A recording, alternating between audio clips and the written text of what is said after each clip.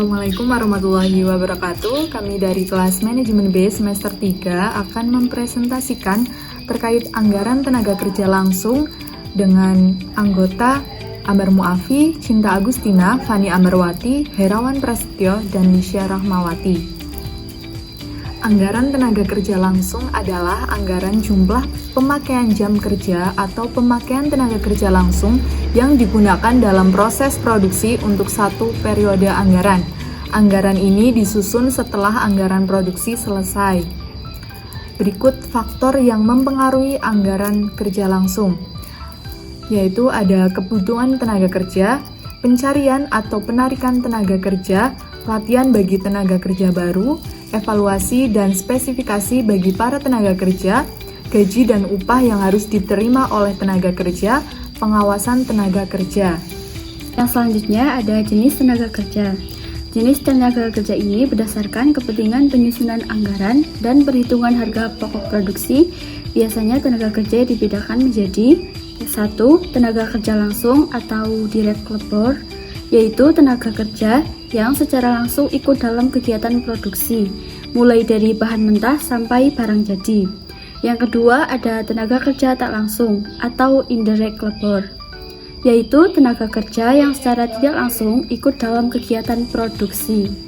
Macam anggaran tenaga kerja. Dalam anggaran tenaga kerja langsung ini terdapat dua macam anggaran, yaitu yang pertama ada anggaran tenaga kerja yang upahnya dibayar berdasarkan jam kerja atau harian.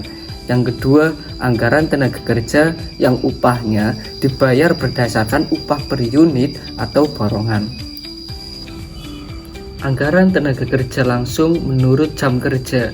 Dalam anggaran tenaga kerja langsung atau TKL terdapat macam anggaran, yaitu yang pertama, anggaran pemakaian jam kerja tenaga kerja langsung, yaitu perencanaan jumlah jam kerja yang diperlukan untuk proses produksi dalam satu periode anggaran. Anggaran ini dibuat setelah selesai anggaran produksi dan dibuat terlebih dahulu daripada anggaran TKL lainnya. Rumus dari anggaran pemakaian jam kerja tenaga kerja langsung atau TKL adalah pemakaian DLH sama dengan jumlah produk kali SPJK. Dalam keterangan jumlah produk itu data berasal dari anggaran produksi. SPJK itu berasal dari standar pemakaian jam kerja ditentukan berdasarkan pengalaman atau standar tertentu.